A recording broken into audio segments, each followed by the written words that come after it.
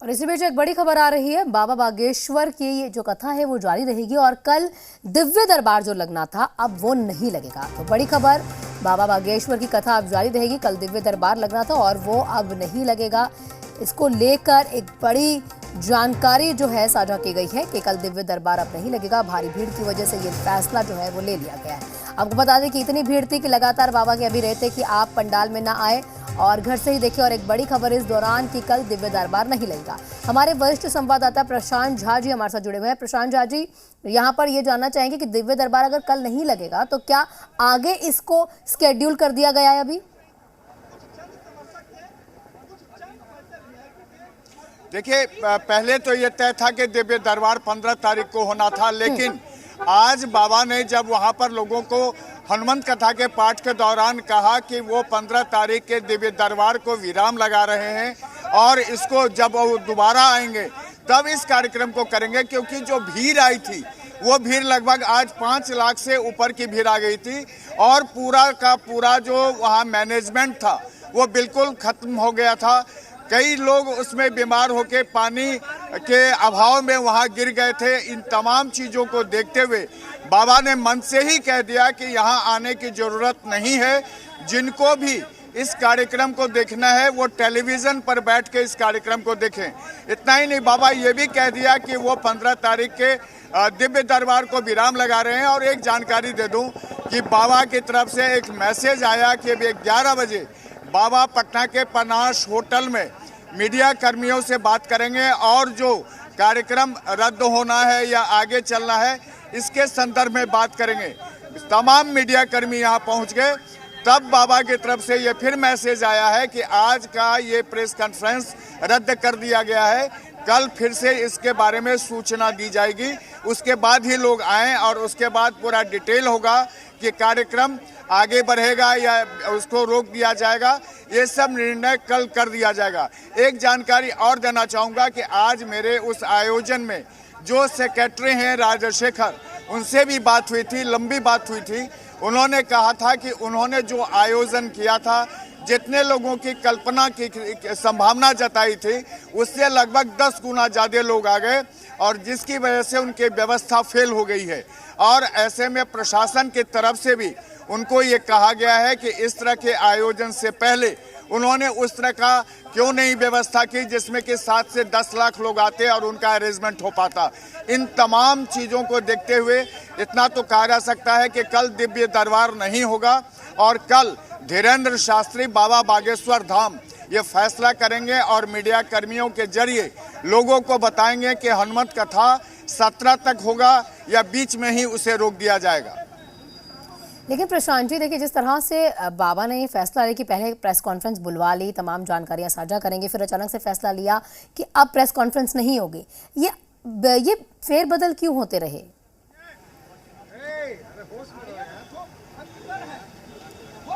देखिए, थोड़ी आवाज कम आ रही है चूंकि यहाँ शोर बहुत है। प्रशांत जी, मैं कह रही हूँ कि जिस तरह से बाबा अपने फैसले बदलते जा रहे थे, जैसे आपने बताया कि पहले मीडिया कर्मियों को बुलाया कि क्या फैसला लिया जाएगा, उसके लिए मीडिया कर्मियों को बुलाया गया, उसके बाद फिर से बोल दिया गया कि नहीं, अब दोबारा फैसला बाद में लिया जाएगा। इसके पीछे क्या कुछ वजह है?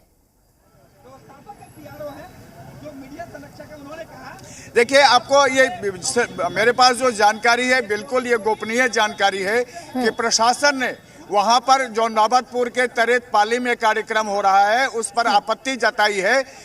प्रशासन का यह कहना है कि उन्होंने जो जानकारी दी थी प्रशासन तक आयोजनकर्ताओं ने, उसमें कहा था कि 1 से 1.5 लाख लोग पहुंचेंगे, लेकिन आज के तारीख में जब वहां पर लगभग 7 से 8 लाख लोगों के पहुंचने की संभावना हो गई है, तो ऐसे में इस कार्यक्रम को लेकर के वहां पर अरेंजमेंट पूरी तरह से नहीं है और जो अरेंजमेंट है वो बिल्कुल फेल हो चुका है। पूरी अव्यवस्था वहां पर फैल गई।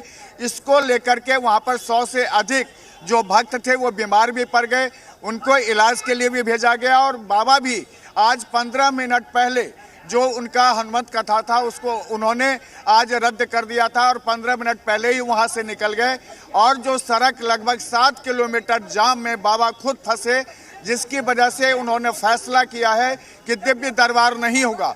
साथ में जो अभी आयोजनकर्ता की तरफ से अरविंद ठाकुर आईपीएस हैं, एक्स आईपीएस हैं, जो संरक्षक हैं, उनका ये कहना था कि अभी पूरे कार्यक्रम को लेकर के धीरेन्द्र शास्त्री के साथ बैठक चल रही है। इस बैठक के बाद कल मीडिया कर्मियों को ये बताया जाएगा कि पूरे कार्यक्रम की अब रूपरेखा क्या होगी, क्या समय होगा, क्या उसकी तारीख होगी, ये सब कुछ अब कल तय होगा। कल यानी मैं आपको बता दूं कि मंगलवार को ये फैसला हो जाएगा। जी प्रशांत जी, यहाँ पर ये जानना चाहेंगे कि जिस तरह से हर जगह पर ये देखा गया है, जहां पर भी धीरेन्द्र शास्त्री जाते हैं, कथा के बाद दिव्य दरबार जरूर करते हैं, तो क्या ये एक इनकी जो ये प्रक्रिया है, ये मैंडेटरी होता है दिव्य दरबार लगना? अगर ऐसा होगा तो जरूर पोस्टपोन तो होगा ही।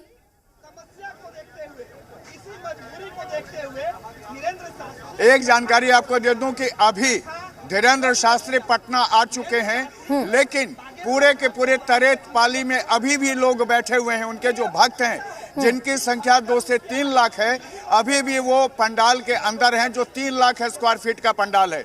इन लोगों को वहां से हटाया नहीं जा पाया है।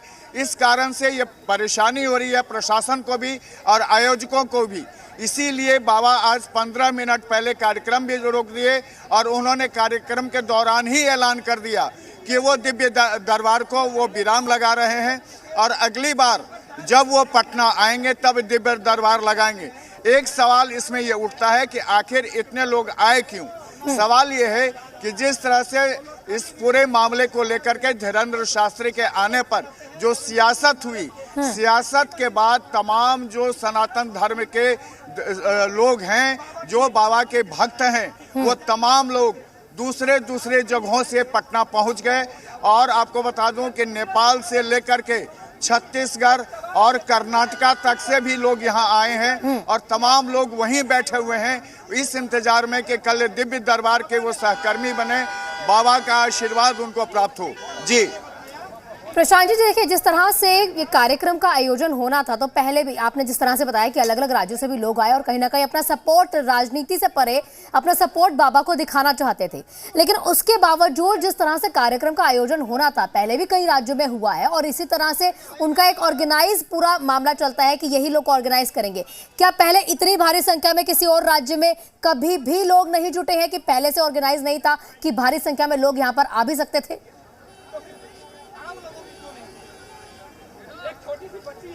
देखिए, बाबा के जो बहुत ही नज़दीकी लोग हैं उनसे मेरी बात हुई, आज अभी भी थोड़ी देर पहले मेरी बात हुई है। तमाम लोगों का ये कहना था कि बाबा को भी ये उम्मीद नहीं थी कि इतने सारे भक्त उनके पटना पहुंच जाएंगे। आप अंदाजा कीजिए। और जो बाबा के भक्त के तरफ से जो स्पोक्समैन है, उनका ये कहना था कि अब तक 50,000 से 1 लाख लोग उनके कार्यक्रम में शामिल होते रहे। ये पहली बार पटना में हुआ है जहां 4 से 5 लाख लोग अभी जमा हो गए और 2 लाख लोग, पूरे परिवार, महिला, बच्चे, बूढ़े, तमाम लोग अभी वहां पर बैठे हुए हैं। यानी उन लोगों को प्रशासन भी वहां से हटा नहीं पा रही है। और ऐसे में बाबा के सामने ये समस्या हो गई कि कल जब तमाम लोग वहां पर पहुंच जाएंगे तो फिर वहां की स्थिति क्या होगी।